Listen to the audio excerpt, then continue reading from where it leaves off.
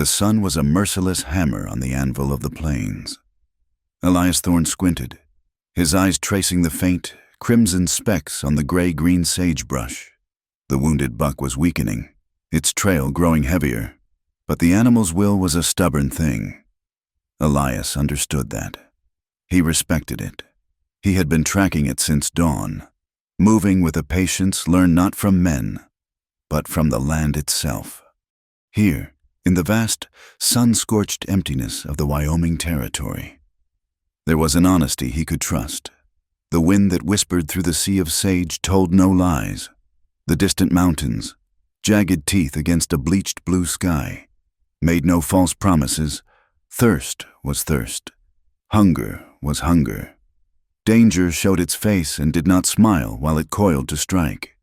Elias had spent more than a decade drifting through places like this, finding a strange comfort in their indifference.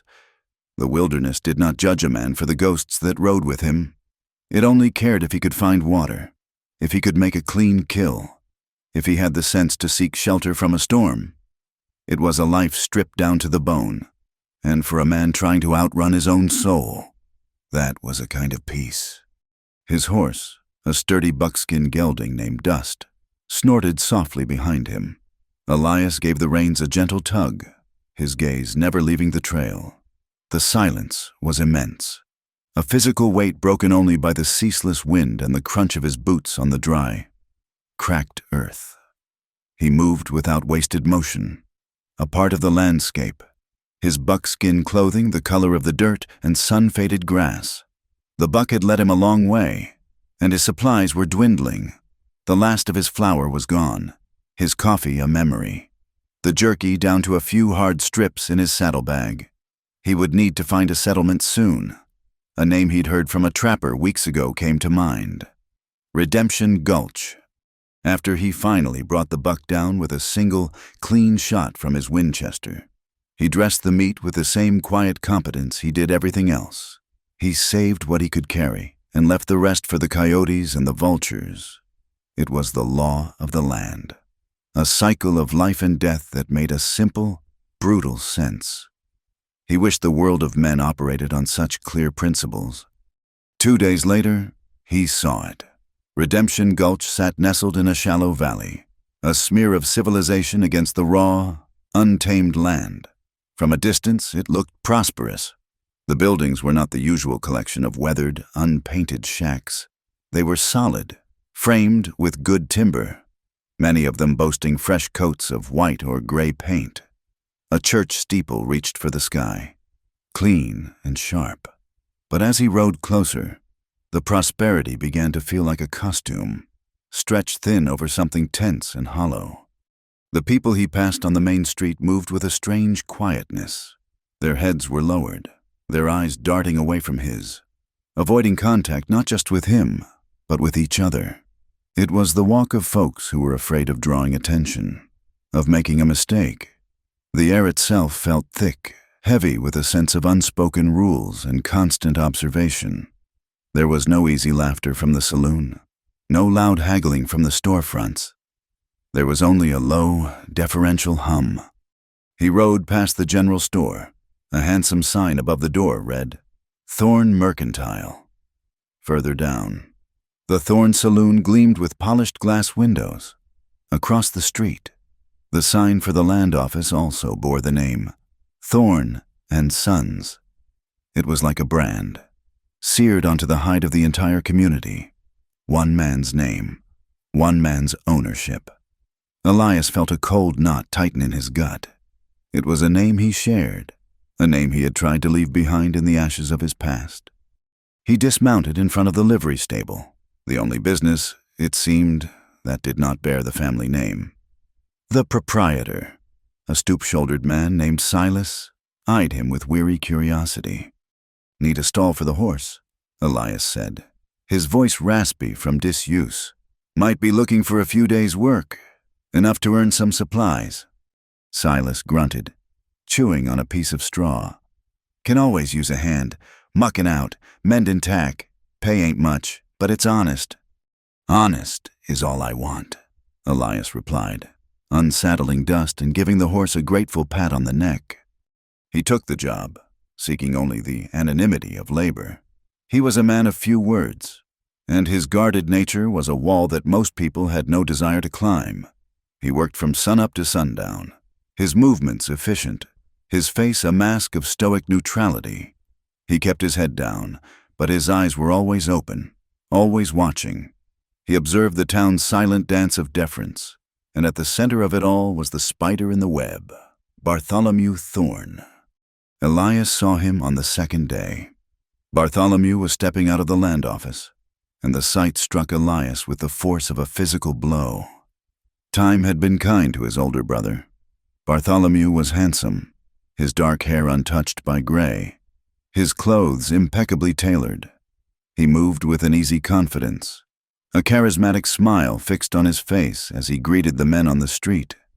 He was the very picture of a pillar of the community, a man who had built a town from dust and determination. But Elias saw through the performance. He saw the boy who had always been quicker with a lie than the truth.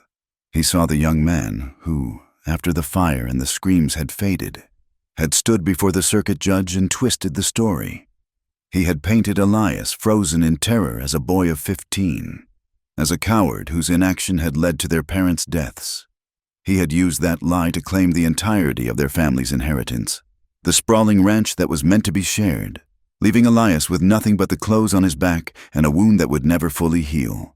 The betrayal was an old, deep ache, a phantom limb of a life that had been stolen from him. All he had ever wanted was to put 1,000 miles between himself and that memory. Now, by some cruel twist of fate, he had walked right into its heart.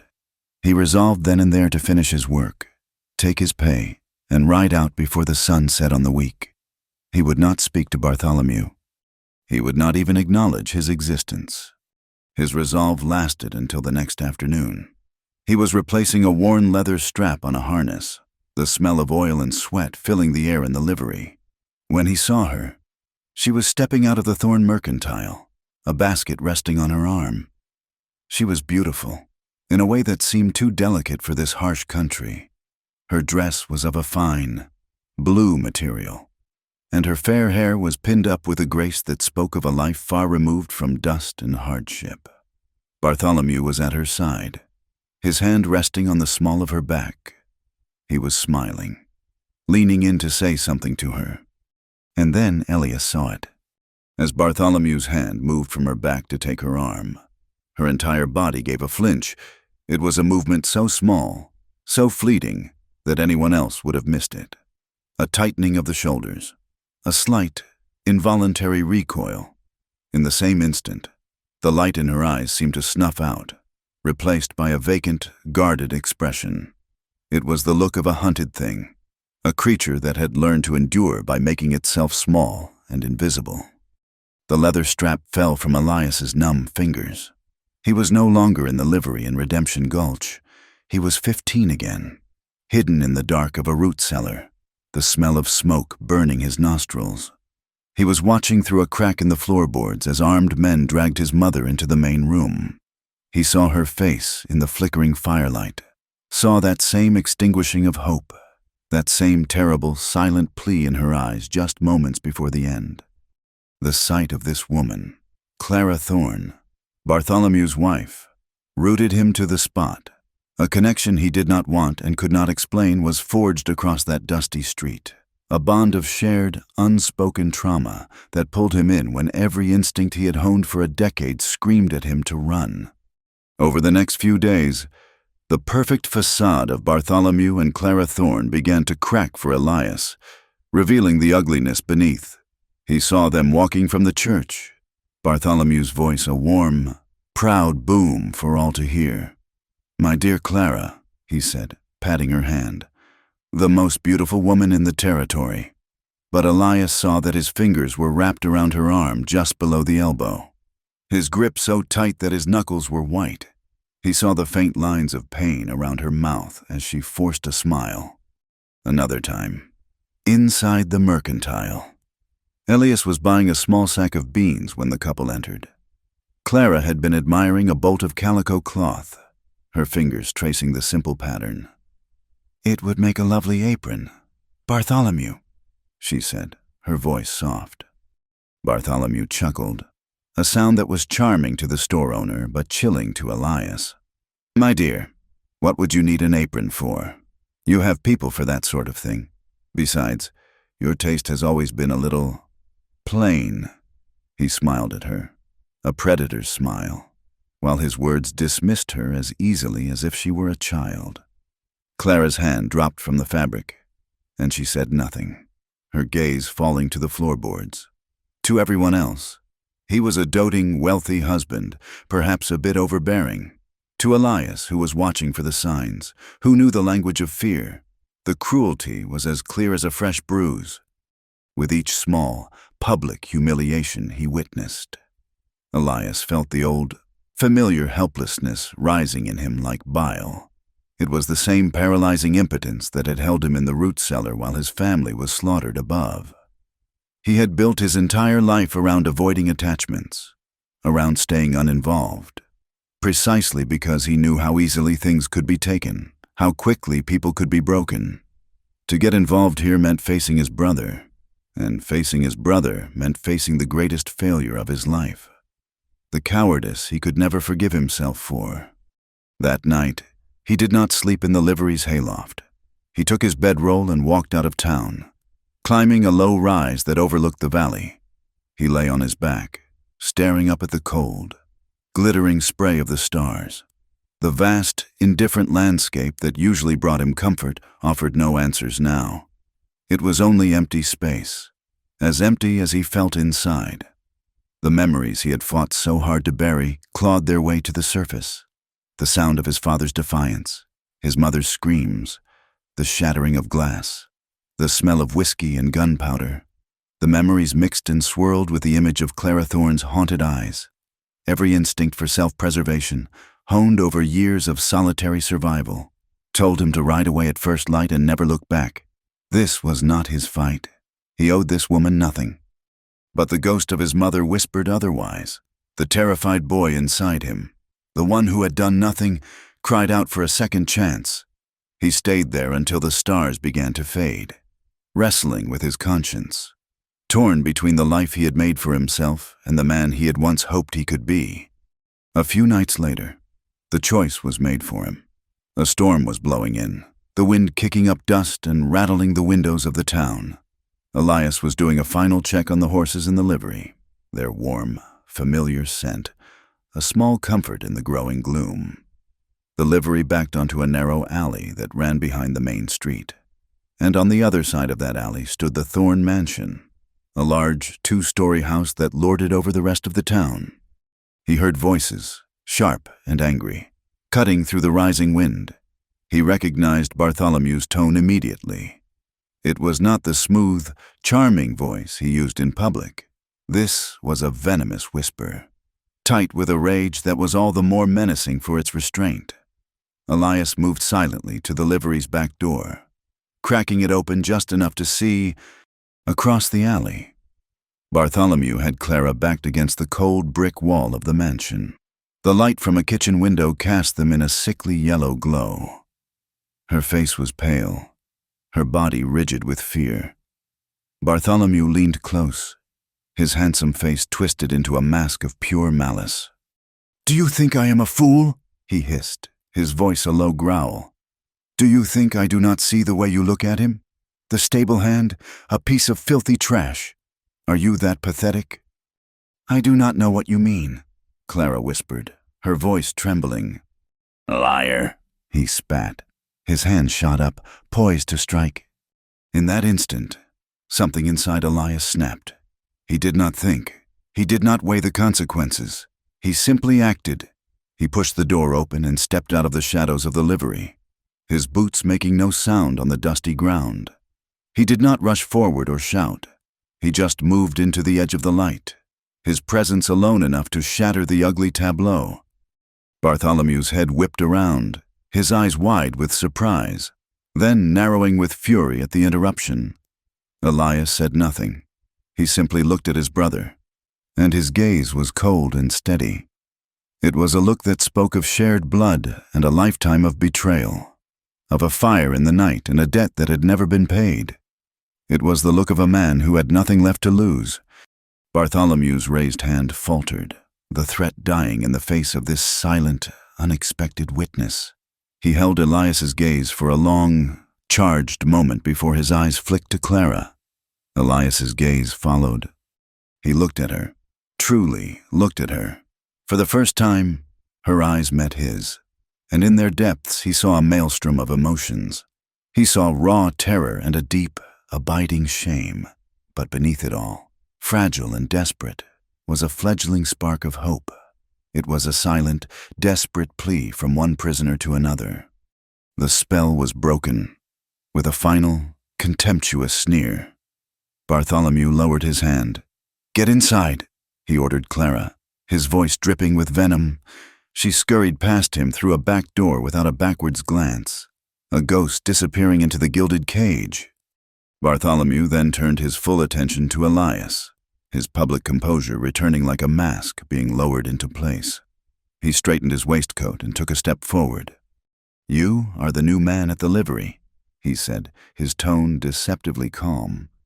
"I suggest you learn your place. What happens on my property, with my wife, is my business, not yours." He paused, letting the threat hang in the air. "Your work here is done.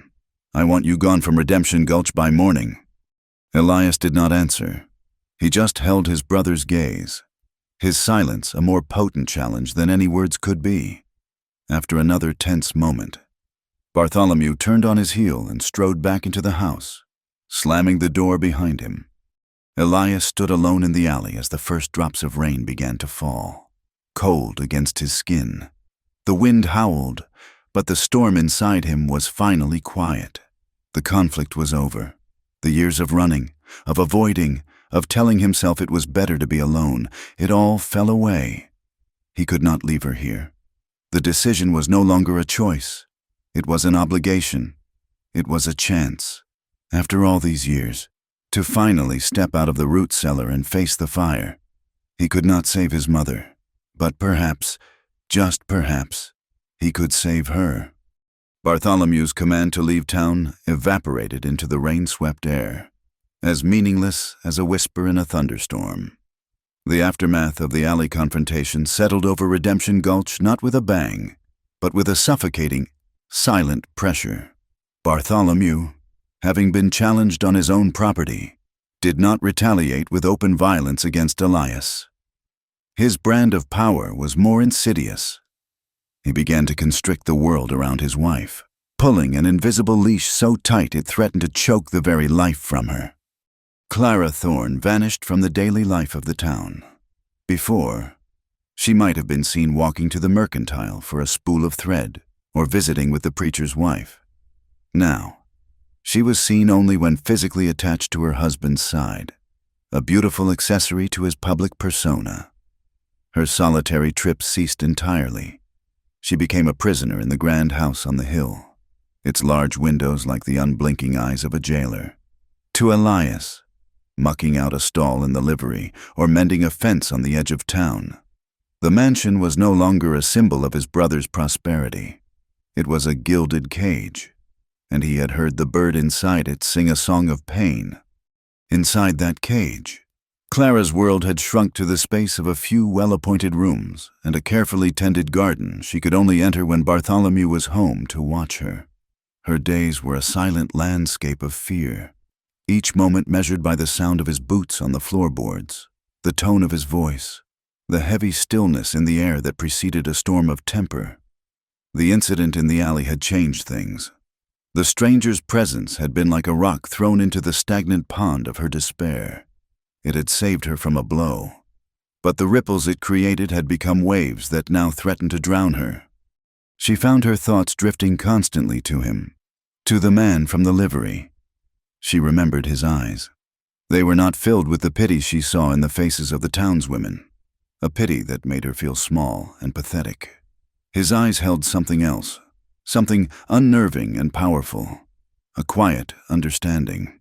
It was a look that said he saw right through the beautiful dresses and the forced smiles to the terror cowering beneath. He had looked at her not as a victim, but as a fellow soul who knew the shape of shadows. That recognition, That silent acknowledgement of her reality had planted a dangerous seed of hope in the barren soil of her heart. She thought of the man who had brought her to this place. Bartholomew had courted her back east with a whirlwind of charm and lavish promises. He had spoken of building a new life, a dynasty in the West, and she, tired of a quiet, respectable life of limited prospects, had been swept away by the force of his ambition.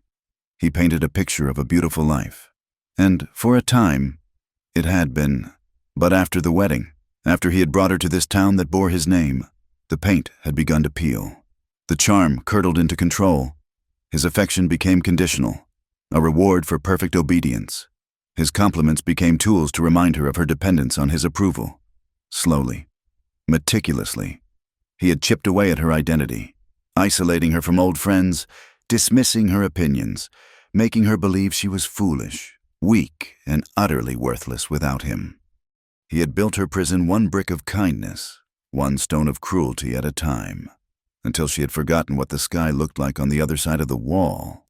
The stranger in the alley had not offered her a key, but he had shown her there was still a world outside.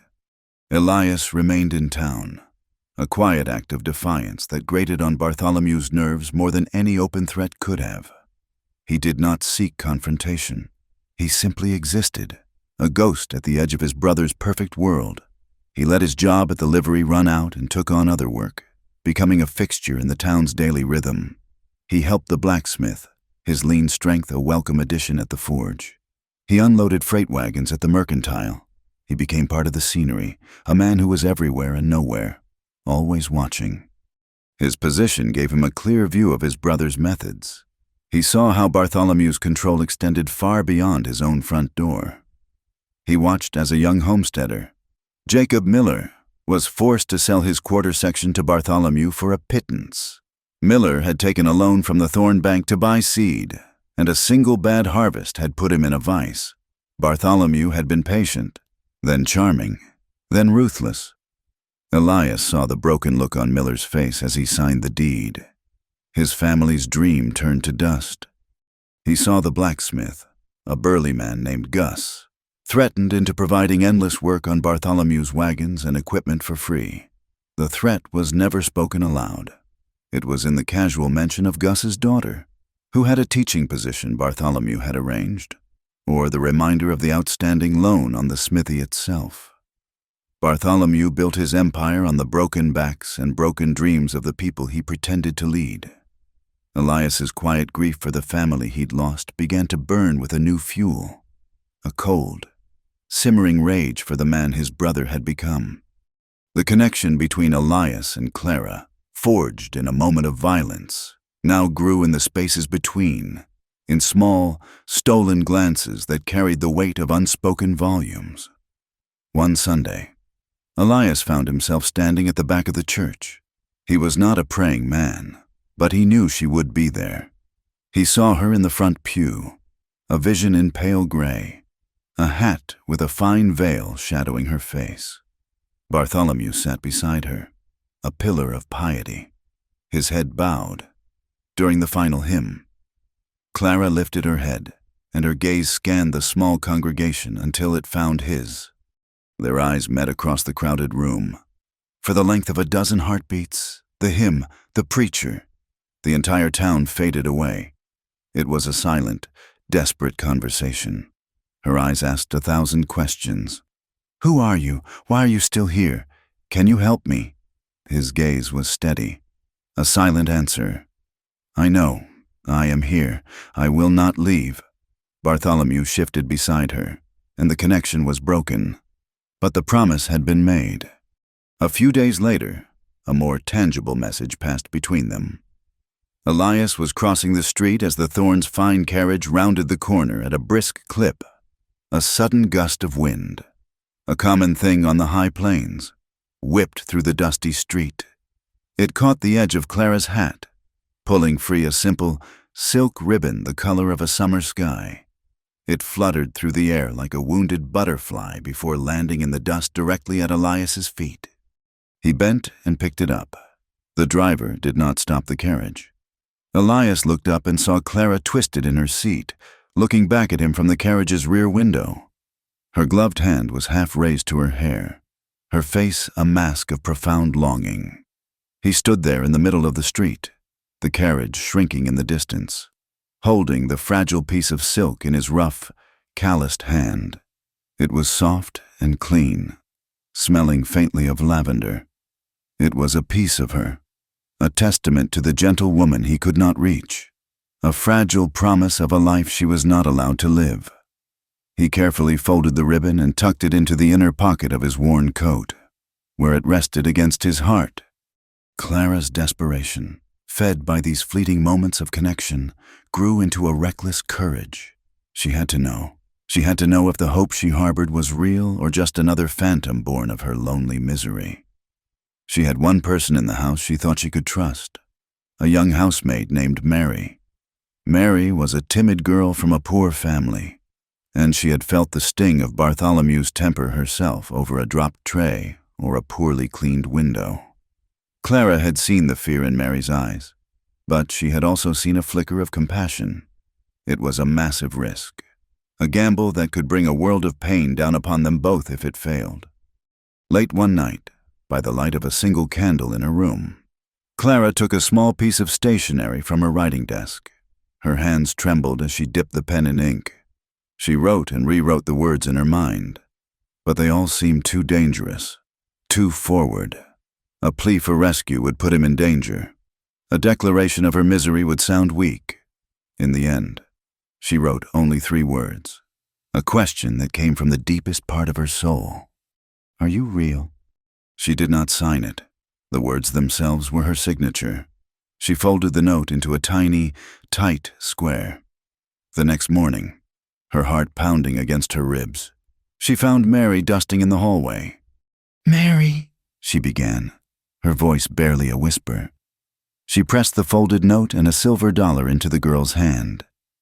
"When you go to the market today, I need you to walk past the livery stable. I need you to, accidentally, drop this note near the back entrance. Please, Mary, do not let anyone see you." Mary's eyes widened in terror. She looked from the note to Clara's face, saw the desperate plea there, and gave a single, jerky nod. The act was a terrifying leap of faith, a single thread cast out into the darkness, hoping for a hand to catch it. Elias was splitting logs behind the livery when he saw the housemaid. "Mary, hurry past the end of the alley."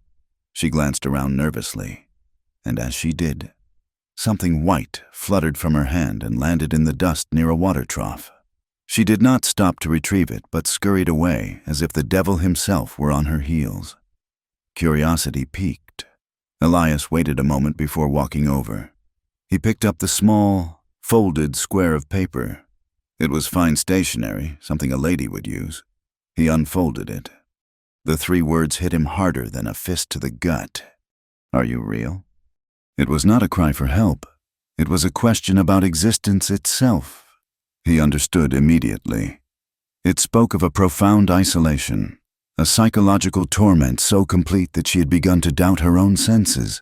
She was asking if the man in the alley, the stranger in the church, the man who held her ribbon, was a flesh and blood promise or just a ghost conjured by her own desperate imagination. The note solidified his purpose, transforming it from a vague sense of duty into a sharp, undeniable mission. He was no longer just a protector watching from the shadows. He was her only connection to a world where a person's soul was their own. He had to respond. He had to find a way to let her know that she was not alone, that the hope she felt was as real as the dirt under his boots. He spent the rest of the day and a sleepless night trying to devise a plan, a way to get a message back to her that would not endanger her or the terrified housemaid. But before he could formulate a response, Bartholomew discovered her transgression. How he found out, Elias would never know. Perhaps Mary, under the weight of her fear, confessed. Perhaps Bartholomew, in his obsessive, paranoid watchfulness, found a draft of the note, a smudge of ink, some small piece of evidence of her betrayal. The result, however, was brutally clear. The next afternoon was warm, the sun bright in a cloudless sky. Elias was at the livery. replacing a horseshoe, when he saw Bartholomew's matched set of black horses being hitched to their finest carriage. A few moments later, the front door of the mansion opened. Bartholomew emerged, dressed for an important trip, his face as calm and placid as a frozen lake. There was no sign of anger. And that, Elias knew, was the most dangerous sign of all. Clara followed him out onto the porch. She was wearing a high-necked dress of dark green velvet, a material far too heavy for such a warm day. On her hands, she wore a pair of delicate, white lace gloves she never wore, not even to church. Her face was ashen, her expression completely vacant. Her eyes, which had met his with such desperate life just days before, were utterly broken, like shattered glass. All the light was gone. As she moved to step up into the carriage, she stumbled slightly on the hem of her dress. Her body was stiff, her movements clumsy, as if she were a puppet whose strings had been cut. As she reached for the railing to steady herself, the left-hand glove, improperly fastened, slipped down past her wrist. For a single, horrific second, Elias saw it. Encircling her delicate wrist was a dark, brutal bruise, a violet and black ring of violence that starkly contrasted with her pale skin. She gasped, a small, choked sound, and quickly, shamefully, pulled the glove back into place, hiding the mark of her husband's cold, swift reaction. She settled into her seat in the carriage, her back ramrod straight, staring at nothing. Elias stood frozen, the heavy blacksmith hammer hanging limp in his hand. A white-hot, blinding rage surged through him, so intense it made him dizzy. It was followed by an icy cold dread that was sickeningly familiar, the same dread that had paralyzed him in the root cellar. The sight of that bruise was his penance for all the years he had run, and it was his undeniable command for all the days to come.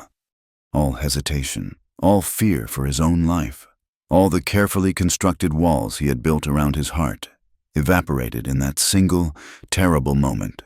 This was no longer about his past, his brother, or his own broken soul. It was about her. The shadows of pain he had seen flicker in her eyes were no longer shadows. They had become a tangible, living thing, and his sole purpose on this earth was to pull her out of them, or die trying. The sight of the bruise on Clara's wrist had burned away all of Elias's hesitation, leaving behind the cold, hard certainty of purpose. A direct confrontation with Bartholomew would be suicide for him and a death sentence for her. His brother's power in Redemption Gulch was absolute, built on a foundation of wealth, charisma, and fear. To fight him on his own ground, with his own rules, was impossible. Elias knew he had to change the ground, change the rules. He needed a moment of chaos, a crack in the perfect facade of his brother's world just wide enough for them to slip through. He began to watch the town with a new kind of intensity, not as a drifter, but as a strategist. He listened to the gossip at the saloon, the idle chatter at the mercantile, searching for an opportunity. It came in the form of a notice nailed to the town's message board, announcing the annual Founders' Day Gala to be held at the Thorne Mansion in 1 week's time. It was to be the grandest social event of the year, a celebration of the town's prosperity and, by extension, a monument to the man who controlled it all.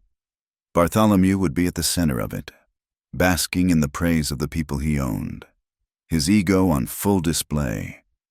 Elias saw it for what it was, the perfect distraction. The next 7 days became a meticulous, silent ritual of preparation. His first priority was the horses. He needed mounts that could endure, not just run. He spent 2 days observing the stock at the livery and in the surrounding homesteads. He finally settled on a pair of rangy, deep-chested sorrels that belonged to a freighter passing through. They were not beautiful animals, but they had the look of stamina in their clear, intelligent eyes. He sold his own buckskin, dust, along with most of the wages he had earned, to purchase them, stabling them in a secluded, abandoned lean-to on the far edge of town under the pretense of having bought them for a speculative venture. Every evening, he would take them out, walking them, getting them used to his touch and his voice.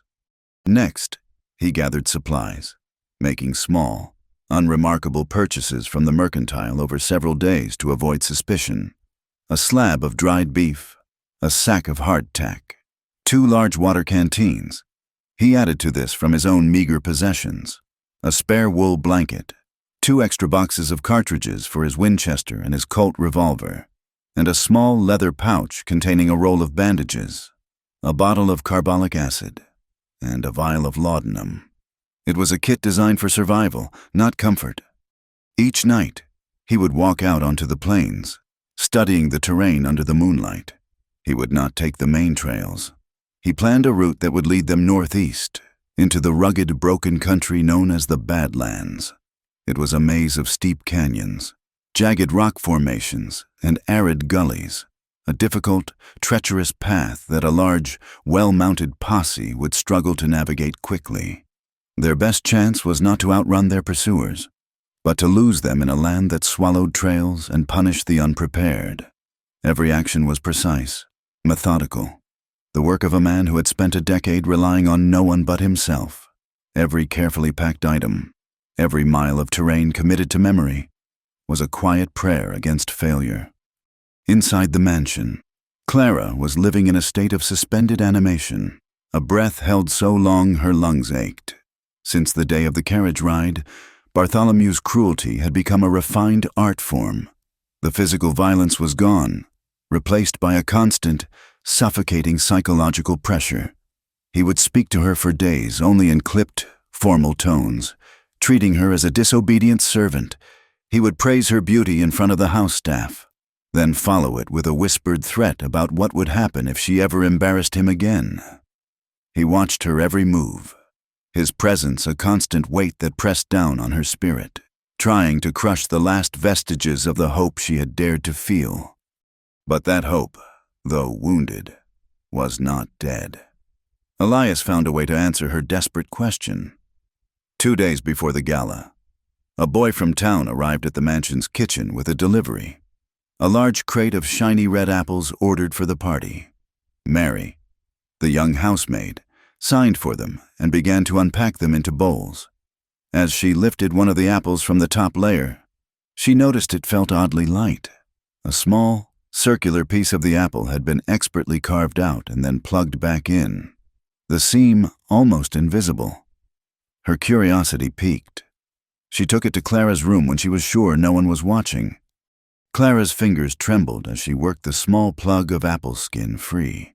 Inside the hollowed-out core lay a tiny, folded piece of paper. She unfolded it. There was no greeting, no plan, no signature. There was only a single word, written in a strong, clear hand. Tonight. The word was a lightning strike to her soul. It was real. He was real. The hope that had been flickering like a dying candle roared back to life. A warm, defiant flame in the cold prison of her existence. The word became her mantra, a secret she held in her heart, a shield against Bartholomew's suffocating presence. She moved through the final days of preparation for the gala in a dream, her body performing the necessary tasks of a gracious hostess while her mind raced, planning her own small, vital part in the escape. She found a sturdy riding skirt and a simple cotton blouse, folding them into a tight bundle at the back of her wardrobe. In the dim light of her room, she carefully unstitched the hem of the skirt, sewing into it the few valuable pieces of jewelry she owned and a small doeskin pouch containing all the cash she had managed to save. It was her past and her future, stitched together with threads of desperation and courage. The night of the Founders' Day Gala arrived, and the Thorne mansion was ablaze with light, every window casting a warm, golden rectangle onto the manicured lawns. Music from a string quartet spilled into the cool night air, along with the sound of laughter and polite conversation. Bartholomew was in his element, a king holding court in the castle he had built. He moved through the crowded rooms with an easy grace, accepting praise for his vision and generosity, his hand resting possessively on the small of Clara's back. Clara played her part to perfection. She was the perfect hostess, her smile a fragile porcelain mask that she was terrified might crack. She greeted guests, murmured pleasantries, and ensured the champagne glasses were never empty. But beneath the fine silk of her ball gown, her heart hammered against her ribs, a frantic drumbeat counting down the minutes.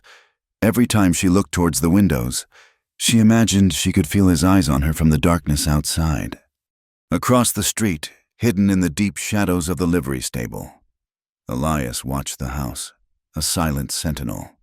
His 2 sorrel horses stood saddled and ready in a hidden alley nearby, their reins tied to a low-hanging branch. He was dressed in dark, nondescript clothing, his face obscured by the brim of his hat. The waiting was an agony. Every minute stretched into an hour, every burst of laughter from the mansion a fresh torment to his frayed nerves. He watched the light, he listened to the music, and he waited for the town clock to strike 10. At the first chime of the bell, Elias moved. He walked calmly down the street to where a homesteader had left a wagon, its bed filled with dry hay, parked for the night. He worked quickly, pulling a small oilskin pouch from his coat. He struck a match, touched it to the oil-soaked rags inside, and tossed the smoldering bundle deep into the hay. Then he melted back into the shadows and waited. For a moment, nothing happened. Then a thin tendril of smoke curled into the air, followed by another. A small, orange glow flickered at the heart of the wagon. The glow became a flame, and the flame licked at the dry hay, erupting into a hungry blaze. "Fire!" The shout came first from a man on the street. Then it was picked up by others. "Fire! Down by the mercantile!" The effect on the gala was immediate. The music stopped. Guests rushed to the windows, their faces alarmed. The front doors of the mansion burst open as people poured out onto the lawn to watch the spectacle, their curiosity overcoming their party etiquette. In the sudden chaos, Bartholomew was momentarily distracted, his attention fixed on the disruption to his perfect evening. It was the moment Clara had been waiting for. She pressed a hand to her forehead, her eyes wide. "The smoke!" she gasped, her voice just loud enough for those around her to hear. "I feel faint." She swayed, her knees buckling convincingly. Mary, who had been hovering nervously nearby as instructed, rushed to her side. "Mrs. Thorne, are you unwell?" "Just help me to the sitting room, Mary," Clara breathed, leaning heavily on the young maid. "I need some air." In the ensuing confusion, as Bartholomew barked orders and the guests craned their necks to see the fire, no one paid them any mind. Mary helped Clara away from the crowd, not towards the front sitting room, but to a small, private study near the back of the house. Once inside, Clara straightened up, her weakness vanishing. "Bolt the door, Mary, and thank you," she whispered, pressing a folded bill into the girl's hand. From the study, a single glass door led out into the dark, secluded garden. Clara worked with frantic haste, her fingers fumbling with the buttons on her elaborate ball gown. She let the heavy silk dress fall to the floor in a shimmering heap, revealing the practical, dark-colored riding skirt and blouse she wore underneath. She stepped out of the discarded finery, leaving the empty shell of her old life behind on the floor. She took a deep breath, opened the garden door, and slipped into the night. He was there, a dark shape detaching itself from the shadows of a large oak tree. Elias did not speak. There was no time for words, and no need for them.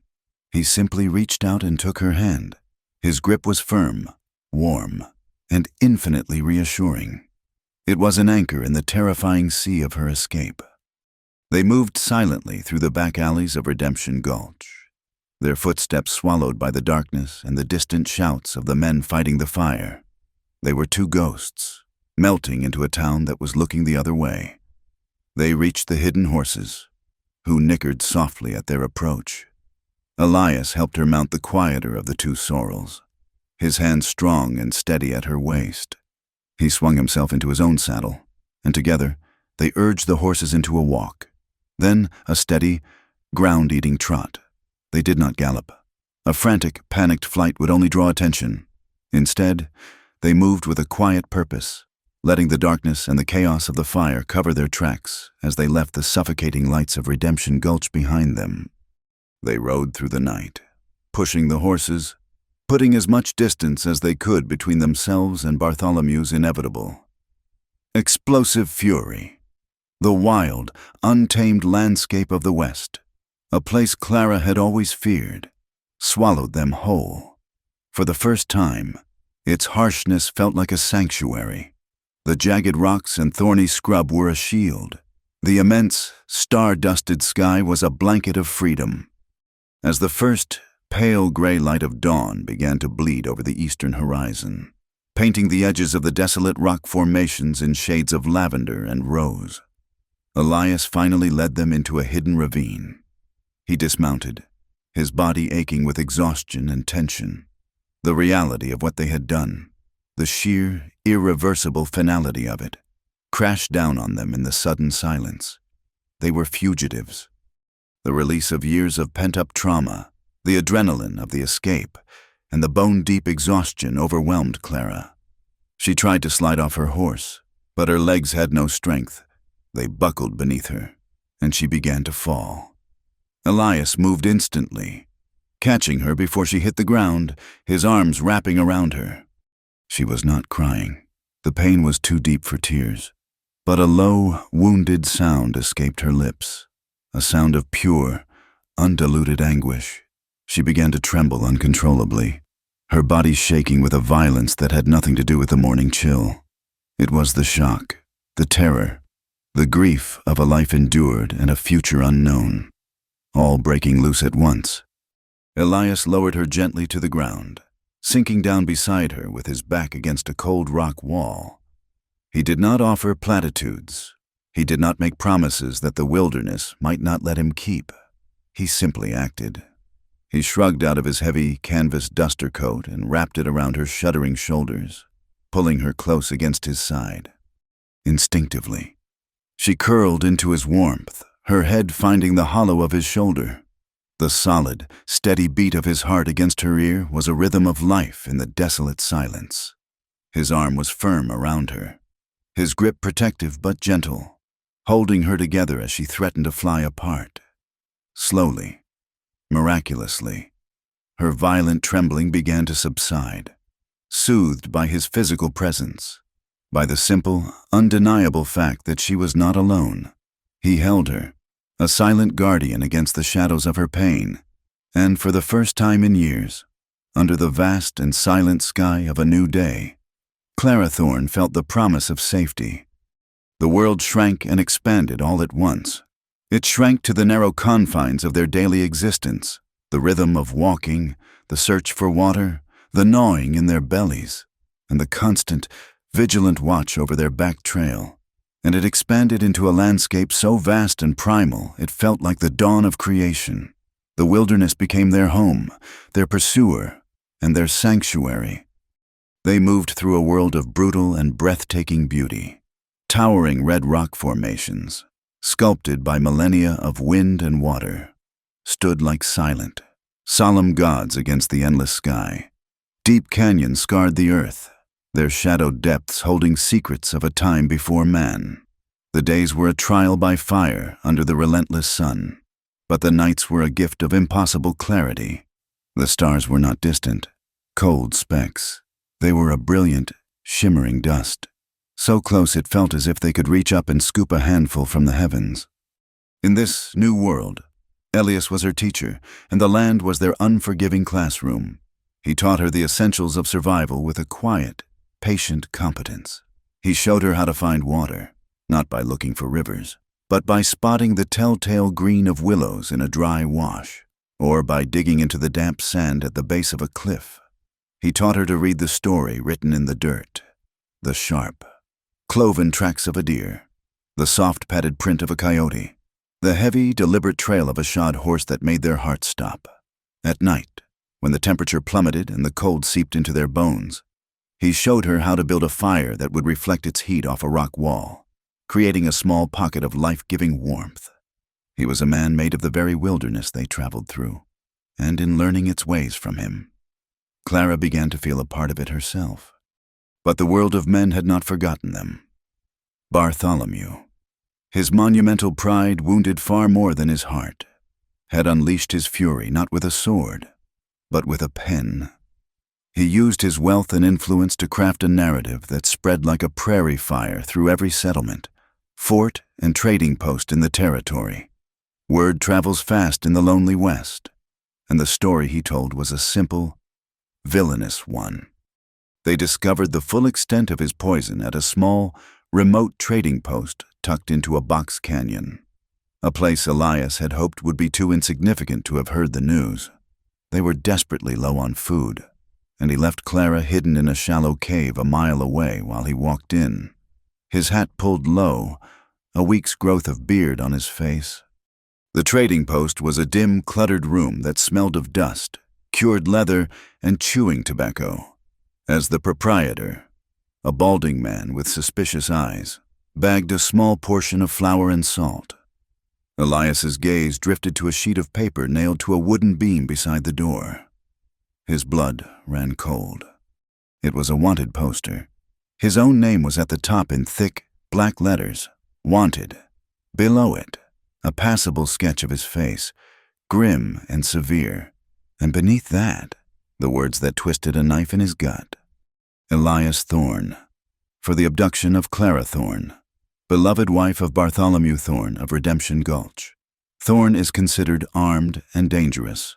$500 reward for his capture and the safe return of Mrs. Thorne. Bartholomew had erased her completely. She was not a partner in their flight, not a woman who had chosen freedom. She was a possession that had been stolen, a helpless victim in a story where Elias was the sole villain. $500 was a fortune, enough to make a man risk his life or sell his soul. The post owner finished tying the flour sack and looked up. His eyes flicked from the poster to Elias's face, then back again. A flicker of recognition, greedy and calculating, ignited in their depths. He said nothing, but his hand moved slowly, casually, to rest on the stock of a shotgun he kept behind the counter. Elias did not wait. He dropped a few coins on the counter, grabbed the meager supplies, and walked out the door. His every muscle tensed for the blast that he expected to tear through his back. He walked without hurry until he was out of sight. Then he broke into a run, his heart hammering against his ribs. The social prejudice was a tangible threat, a loaded gun in the hand of every stranger.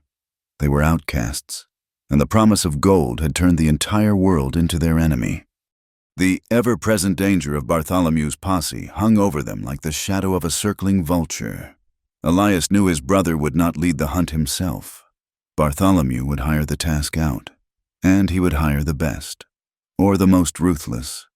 The name, when he finally heard it whispered at a trapper's camp, was Jedediah Kane, a bounty hunter known for his relentless and unforgiving nature.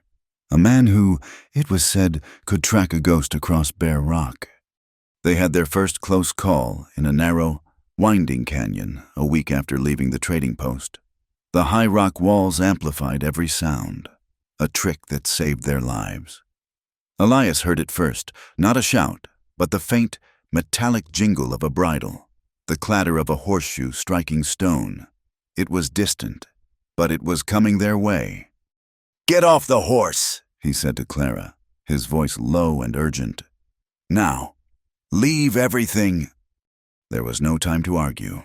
They scrambled from their saddles as the sounds grew closer. The canyon floor offered no cover. Their only hope was to climb. Elias pointed to a treacherous rock face, a steep jumble of ledges and loose scree. He went first, finding handholds, testing the rock, then reaching down to pull her up after him. Her hands, soft and unaccustomed to such abuse, were scraped raw on the sharp stone. Her lungs burned. Twice, her foot slipped, sending a shower of pebbles clattering down the slope, a sound that seemed as loud as a gunshot in the tense silence. They finally hauled themselves over a ledge into a shallow alcove, hidden from below. They lay flat on the rock, hearts pounding, peering through a screen of stunted junipers. Minutes later, the posse appeared. There were 5 of them, led by a tall, lean man on a powerful black horse. He sat in his saddle with a coiled stillness, his eyes scanning the canyon with an unnerving intensity. It had to be Cain. The men found their 2 sorrel horses, which stood placidly, their reins trailing in the dust. They found the still warm ashes of their previous night's campfire. Cain dismounted, walking the ground like a wolf sniffing out a scent. Elias watched as the bounty hunter's cold, frustrated gaze swept up the canyon walls, seeming to pause for a moment on the very spot where they lay hidden. Clara held her breath, convinced he could see them, could hear the frantic beating of her heart, after what felt like an eternity. Cain grunted in disgust, gave an order to his men, and they led their captured horses away, continuing up the canyon. They waited until the sounds had faded completely before they moved. The relief of their escape was immediately eclipsed by the devastating reality of their loss. The horses, their only advantage of speed, were gone. They were on foot, with only the food they could carry on their backs, in the middle of an unforgiving wilderness. With Jedediah Cain and his men hunting them, they were more vulnerable than ever. But this period of intense hardship, which should have broken Clara, began to forge her into someone new. Stripped of her fine clothes, her social standing, and every comfort she had ever known, she discovered a core of resilience she never knew she possessed. The physical toll was immense. Her silk dresses were long gone, replaced by the sturdy skirt and blouse she had escaped in, now torn and stained. Her hands, once soft and pale, became calloused and brown from the sun. Her face was perpetually sunburnt, but as her body hardened, so did her spirit. She stopped being a passenger in her own survival and became an active participant. She learned to walk for miles without complaint, to ignore the pangs of hunger, to drink sparingly from their canteen. She learned to be silent, to observe, to listen to the language of the wilderness. One evening, as they huddled by a small, smokeless fire, Elias pulled his Colt from its holster. "You need to learn how to use this," he said, his voice flat. He handed it to her. The pistol was heavy, cold, and felt alien in her hands. The first time he made her fire it at a piece of driftwood, the deafening roar and the violent kick of the weapon made her cry out and drop it. She looked at the gun lying in the dirt as if it were a venomous snake. "Pick it up," Elias said, his voice gentle but firm. "Fear is a weapon they will use against you. Do not hand it to them." She picked it up, day after day. He made her practice. He taught her how to stand, how to aim, how to control her breathing, how to squeeze the trigger instead of jerking it. Slowly, her fear was replaced by a grim competence. Her aim became steady. The day she hit a tin can from 20 paces, a small, fierce smile touched her lips. She was finding a quiet strength in the harshness of their daily existence. A sense of self-worth that had been meticulously destroyed by Bartholomew and was now being rebuilt, piece by her own hands. As they traveled on foot, their world slowed to an intimate, grueling pace. The emotional walls between them, built of his guilt and her fear, began to crumble. The nights grew colder, and they huddled together under the single wool blanket for warmth, a simple act of survival that bred a profound intimacy. In the darkness, shielded by the vast, silent land, they began to talk. He told her brief, fractured stories of his childhood, of the sprawling ranch with its seas of grass, of his father's booming laugh and his mother's gentle hands. He spoke of the brother he remembered from before, the one who had taught him to ride, before envy and greed had poisoned him. He did not speak of the fire, but she could hear it crackling in the spaces between his words. She, in turn, spoke of her own dreams before she had met Bartholomew. She had wanted a simple life, a small house with a garden, children, a husband who was a partner, not a master. She spoke of her love for painting, a talent Bartholomew had called a frivolous waste of time.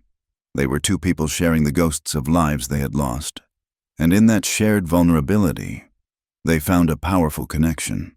The desire that had been simmering beneath the surface, in stolen glances across a campfire, in the accidental brush of their hands as he helped her over a rock, became an undeniable presence, a silent hum in the air between them. One afternoon, after days of walking through a parched, desolate landscape of cracked earth and scorched rock, they stumbled upon a miracle. Tucked away at the bottom of a small, hidden canyon was an oasis, a pocket of impossible green, a small, clear pool of water, fed by a hidden spring, was surrounded by a dozen majestic cottonwood trees, their leaves rustling in the breeze. For one afternoon, it felt as if they had stepped out of their harsh reality into a dream. For one afternoon, the threat of Jedediah Cain felt a world away. They approached the pool with a sense of reverence. Without a word, they began to shed the dusty, grimy clothes of their journey. The moment was charged with a quiet, vulnerable intensity. Seeing each other, stripped of everything, they were not the rescuer and the victim, not the fugitive and the abducted wife. They were just a man and a woman. Clara waded into the cool, clear water, gasping as it washed away the layers of dust, sweat, and fear. Elias followed, the water soothing his own aching muscles. They did not speak, but their eyes met, and in that shared glance was a deep and quiet understanding.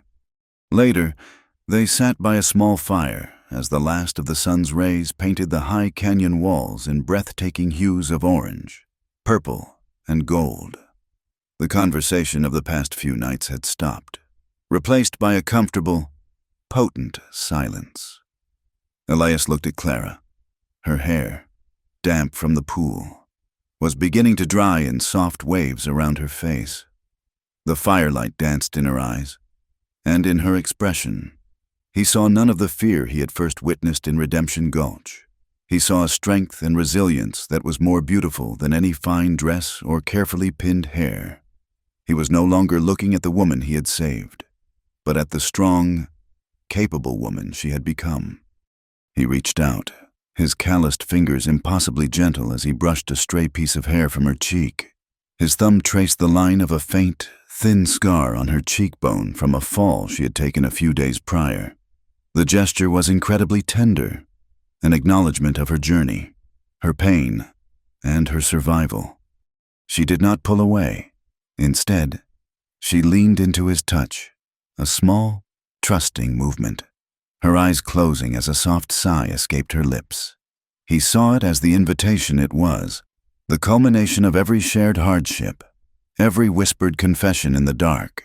He lowered his head, and their first kiss was not frantic or desperate. It was slow, deep, and filled with all the unspoken pain, the immense gratitude, and the burgeoning love that had grown between them in the heart of the wilderness. It was a kiss that tasted of wood smoke and clean water, of sorrow and hope. It was an affirmation of life in the face of death, a quiet, solemn promise of a future they were now fighting for together, a future they were determined to deserve. Their journey on foot became a pilgrimage of endurance. The brief respite at the oasis was a beautiful, fading memory against the harsh reality of their daily struggle. They pushed onward, their bodies aching, their hope a dwindling ember fanned only by their shared presence. It was in this state of near exhaustion, when they were beginning to believe the wilderness had no end, that they found the valley.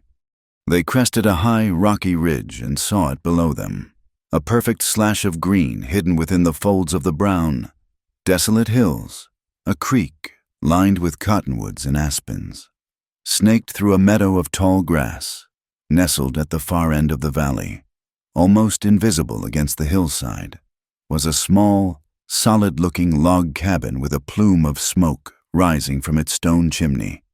It was the first sign of another human life they had seen in weeks.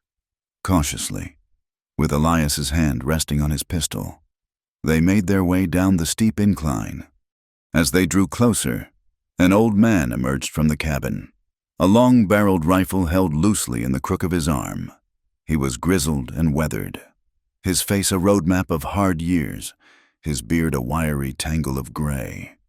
He watched their approach with sharp, distrustful eyes. "That's far enough," he called out, his voice a gravelly rasp. Elias stopped, holding up a placating hand. "We mean you no harm. We're just looking for water, and maybe to trade for some food."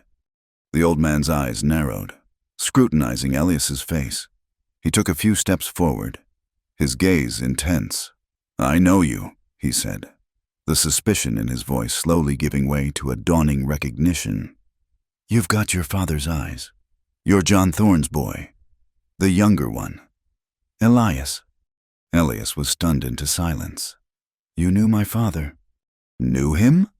The man let out a short, gruff laugh. "John Thorne was the best friend I ever had, named Silas Blackwood." He lowered the rifle, the tension leaving his shoulders.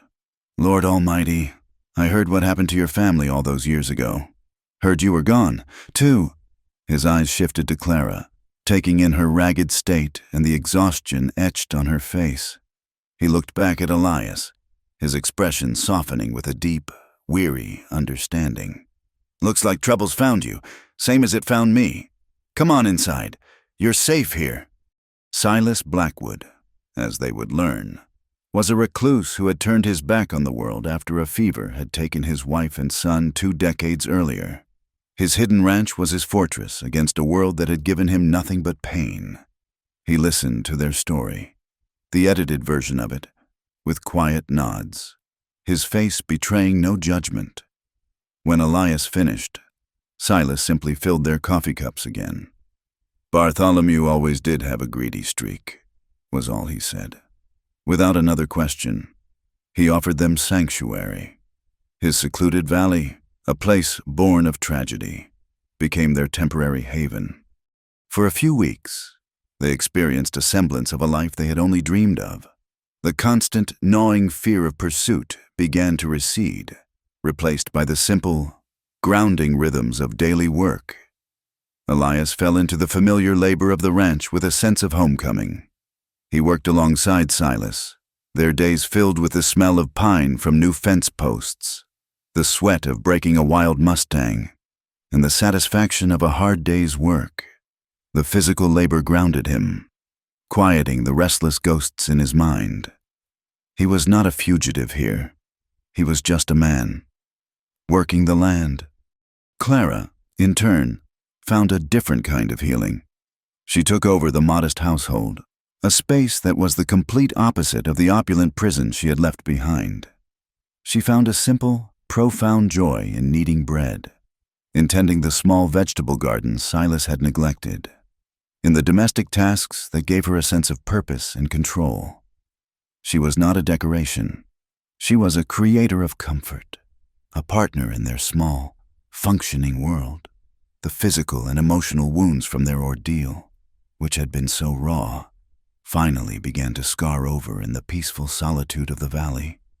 In this peaceful interlude, their relationship blossomed. Away from the constant threat of death, their love and desire for one another deepened into something strong and resilient. Their nights in the small loft of the cabin were not just about passion, but about a profound coming together of two souls who had seen the worst of each other's pain and had chosen to stay. In the safety of his arms, she found a place where the nightmares of her life with Bartholomew could not reach her. In her gentle touch, he found a solace that soothed the ragged edges of his own tormented past.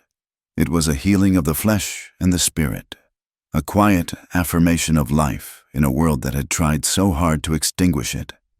They began to talk about the future, their words soft and tentative in the firelight, as if speaking the dream aloud might cause it to vanish. They spoke of finding a piece of land of their own, somewhere far away where the name Thorne meant nothing, a place with a creek, like this one, a small house they would build with their own hands, a garden for her, a few good horses for him. It was a fragile, hopeful dream, but for the first time, it felt like more than a fantasy. It felt like a destination. Clara, no longer the fragile woman he had pulled from the alley, had become his partner in every sense of the word. Her strength was not just in the resilience she had shown in the wilderness, but in her capacity to love and to heal him in return. She saw the deep well of sadness in him, the guilt he still carried over his family's death. She did not try to dismiss it or fix it. She simply made a space for it, her quiet understanding a balm on a wound he had thought would never close. One afternoon, a traveling peddler, a rare visitor to the valley, made his way to the ranch, his mule laden with pots, pans, tools, and news from the outside world. Silas traded a few cured hides for coffee, sugar, and a month-old stack of newspapers from Cheyenne. That evening, as Clara read aloud to Silas, Elias idly scanned one of the papers, and then he saw it. It was a small article, buried on an inner page. The headline read, "Prominent citizen tirelessly searches for abducted wife." The article, dripping with false sentiment, was clearly written from an account provided by Bartholomew. It painted him as a heartbroken husband, sparing no expense in the desperate search for his beloved Clara, who had been cruelly stolen from him by a violent drifter. A man who, the article noted with vicious irony, was his own estranged, long-lost brother. It was a masterpiece of manipulation, but it was the final sentence that made the breath catch in Elias's throat. Mr. Thorne has employed the famous tracker and bounty hunter, Mr. Jedediah Kane, to lead the hunt, vowing to bring his wife's kidnapper to justice. Jedediah Kane. The name hit Elias not like a memory, but like a physical blow, knocking the wind out of him. He was no longer in Silas's cozy cabin. He was 15 years old again, peering through a crack in the floorboards of the root cellar. The air was thick with smoke and the smell of spilled whiskey. His father lay dead. His mother was screaming. A group of laughing, drunken men were tearing their home apart, and among them, standing by the fire, his face illuminated in the hellish, flickering light, was a younger man, barely out of his teens. He had a cruel, sneering smile on his face, a look of pure, malevolent enjoyment. It was a face that had been burned into Elias's memory, a face that had haunted the edges of his nightmares for over a decade, the face of Jedediah Kane. The fragile peace of the valley shattered into a million pieces. The fight was no longer just for Clara's freedom, or for their future.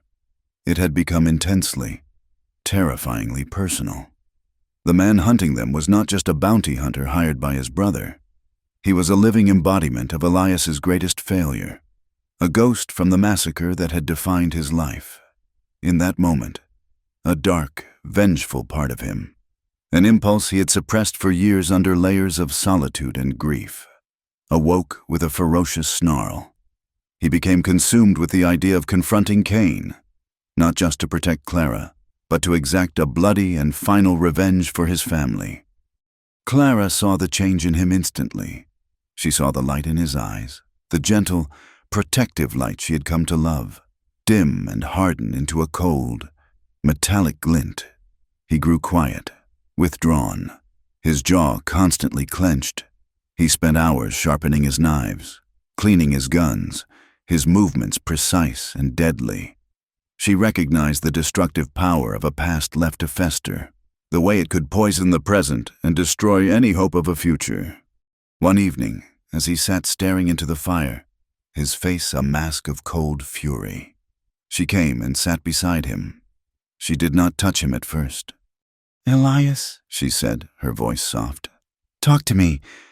"There's nothing to talk about," he said, his voice flat and hard. "He was there, the night my family was killed. The man hunting us. I saw him."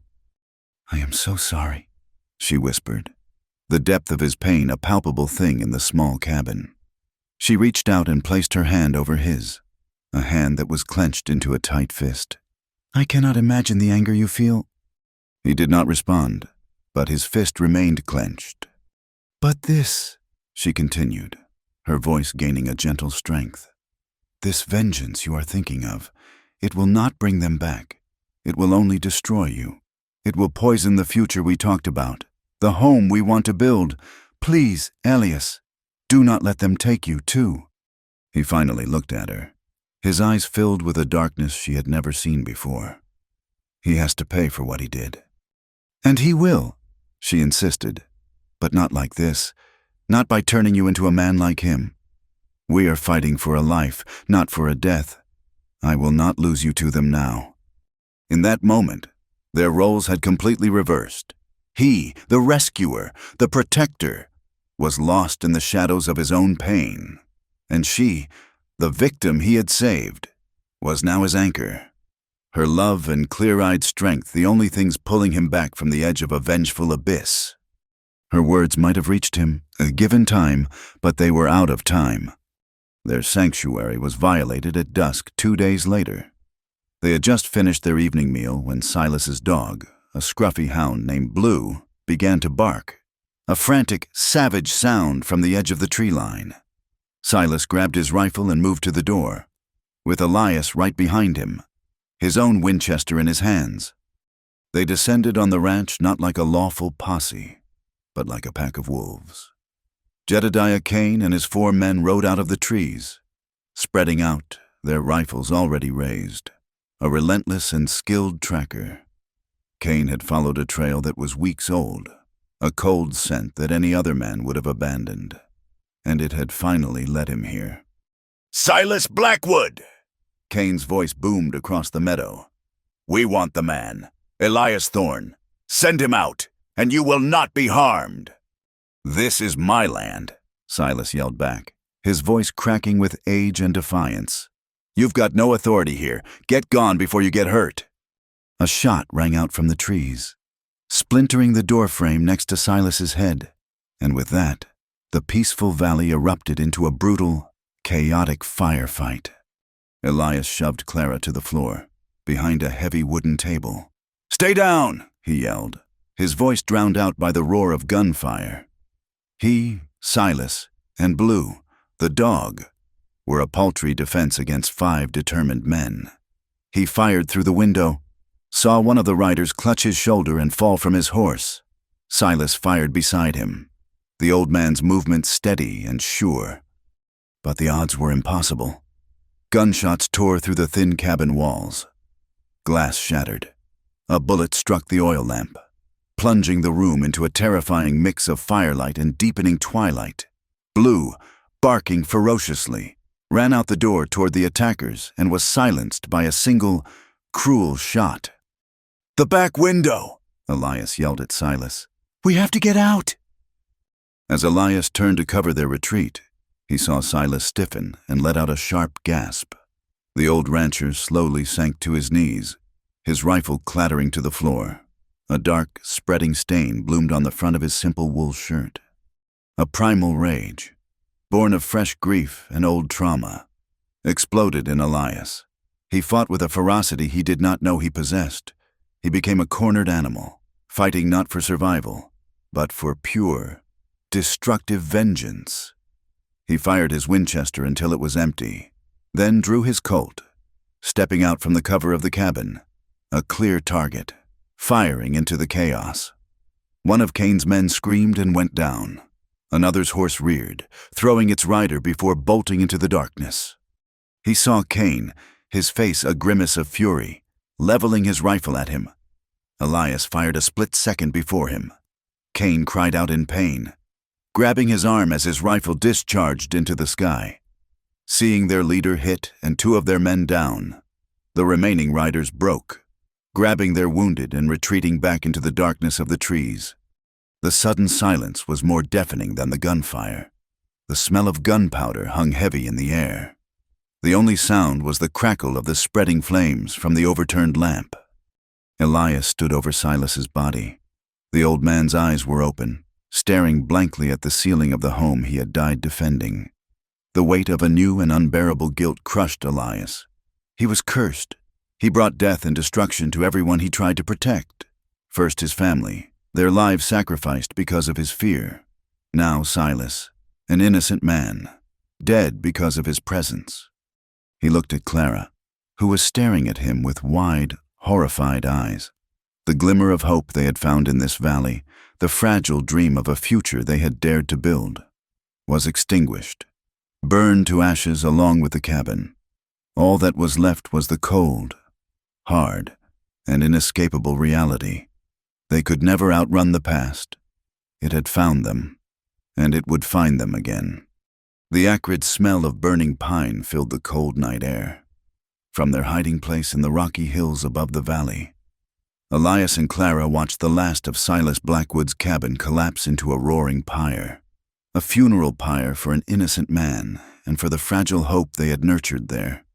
The light of the flames danced on Elias's face, illuminating a despair so profound it seemed to have carved new, deeper lines into his features. He was a hollowed-out man, broken by a guilt that was more than a decade old and now given a fresh, unbearable weight. When the flames finally died down to a pulsing orange glow, he turned to her in the darkness, his voice a dead, toneless thing. "You have to leave me, Clara." She stared at him, her heart aching at the sight of his utter defeat.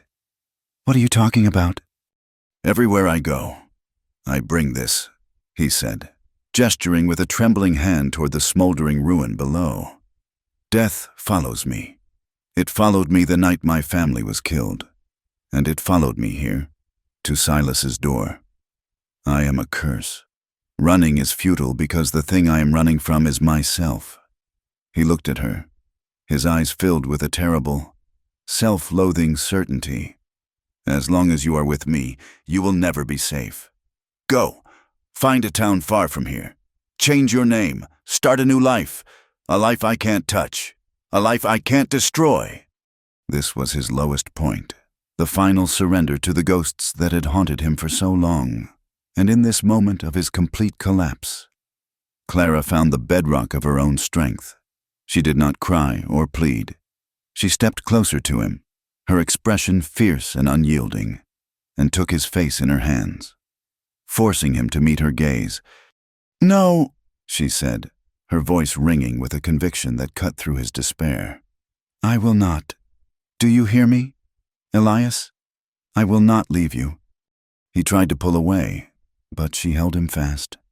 "Listen to me. Your past does not define you. The fear you felt as a boy does not make you a coward, and the grief you feel now does not make you a curse. It makes you a man, a good man, who has suffered. But we are done with suffering." Her eyes burned with an intensity he had never seen before. "Running is what they want. It is what Bartholomew wants. And it is what that animal Cain wants. For you to run and hide until they find you. For you to believe you are the monster they say you are. But I know the truth, and so do you."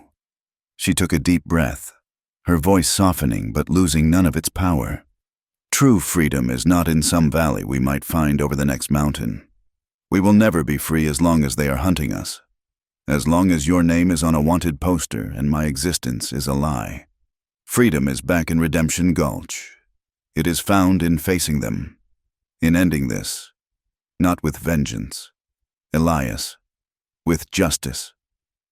She could see the flicker of a response in his eyes, the first spark of light in the profound darkness. "We are stronger together," she insisted, "and we will return, not as fugitives sneaking in the dark, but as two people who have been wronged, coming to claim the truth. You and I, we will be the arbiters of our own justice." Her conviction, born from her own harrowing transformation from a terrified victim into a resolute survivor, was a lifeline. It pulled him back from the abyss. He looked at her, truly seeing the incredible woman she had become, and felt the first stirrings of a strength he thought had died with Silas. He slowly, shakily, nodded. They buried Silas the next morning beneath a tall pine tree overlooking the valley he had loved. They had no shovel, so they used their bare hands and flat rocks, a grim and sorrowful task. They took his remaining horse, a sturdy gelding, and the horse that had belonged to the rider Elias had shot, from the dead bounty hunter. They also recovered a rifle and a belt of ammunition.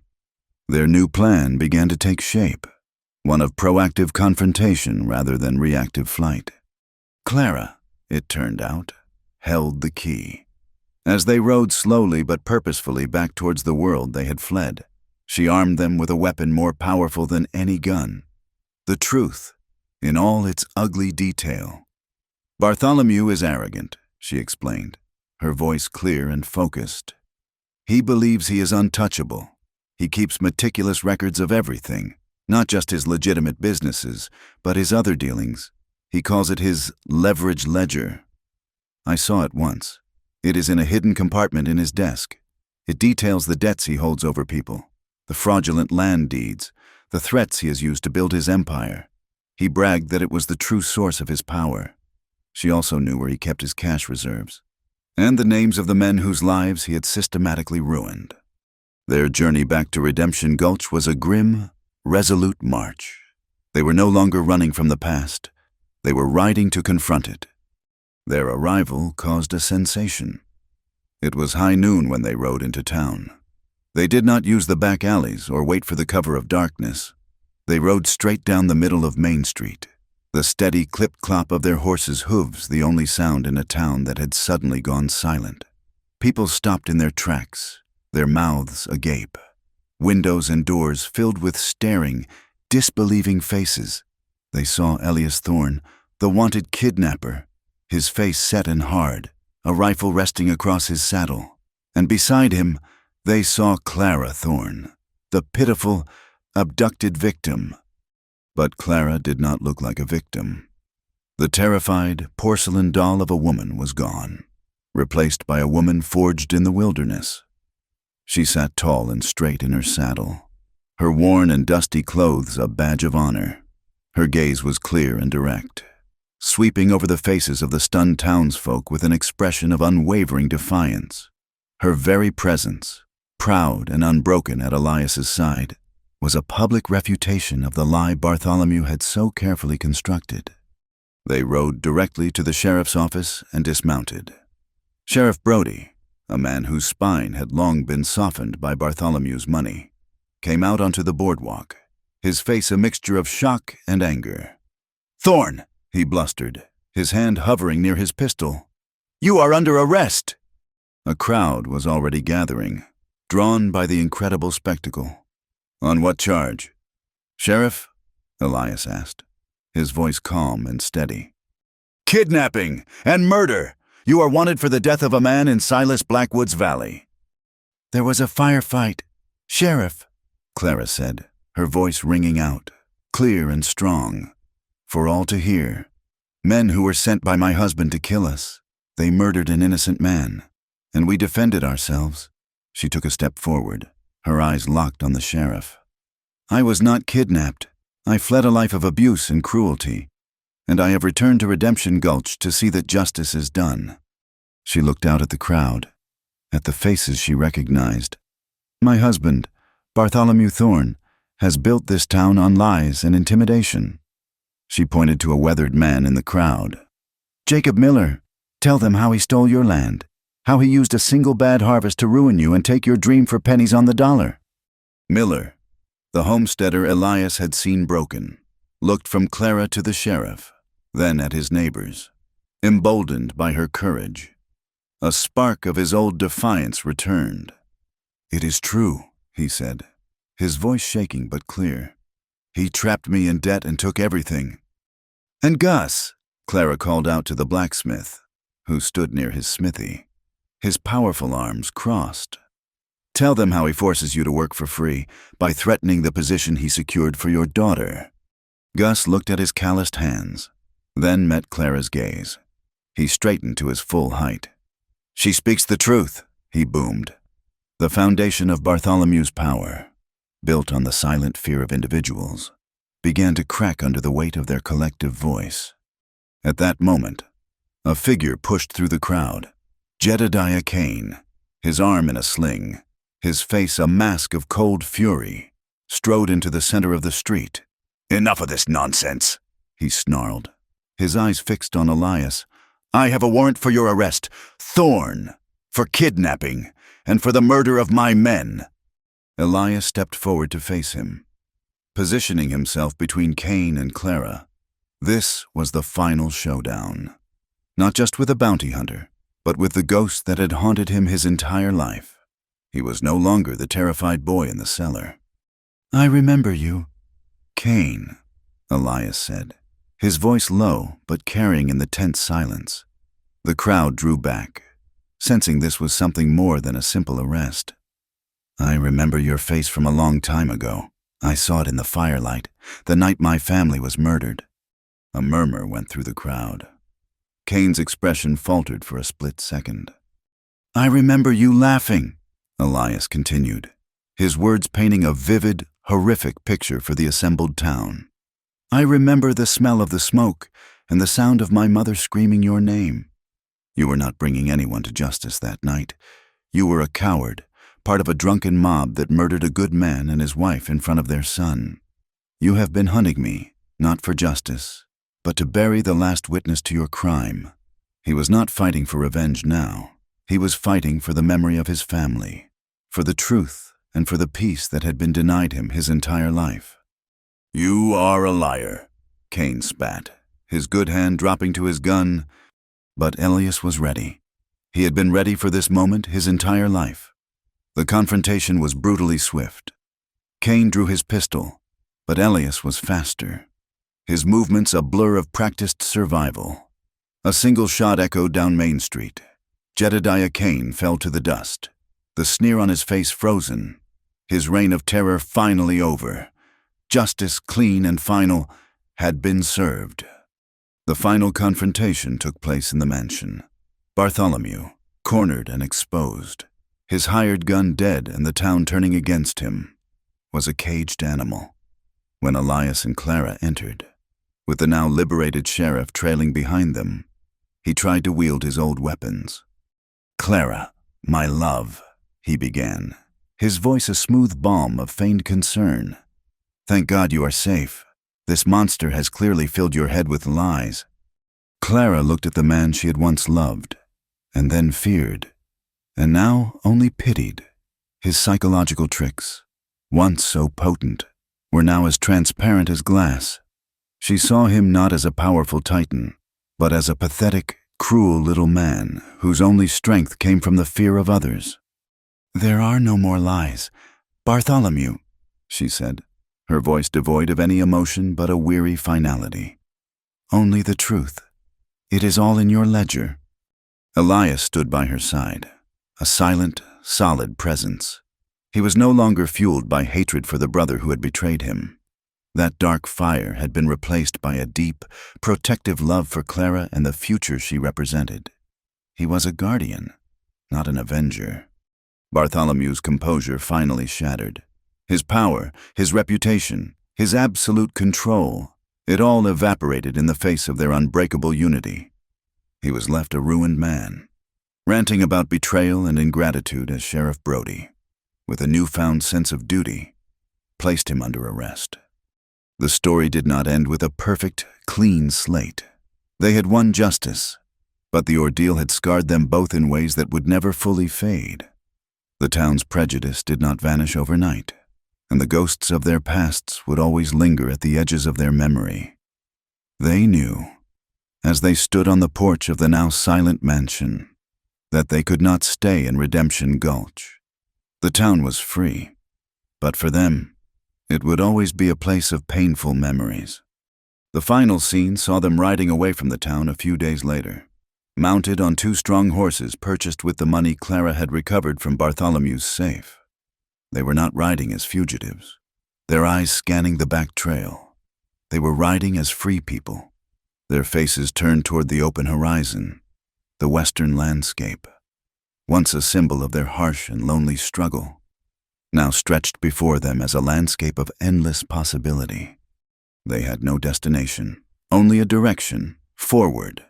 As they reached the crest of the hill overlooking the valley, Elias reached over and took Clara's hand in his. She turned to him, her eyes full of a love that was as deep and resilient as the ancient land around them. He did not need to save her anymore, and she no longer needed to be saved. In the crucible of their shared journey, they had learned to save each other.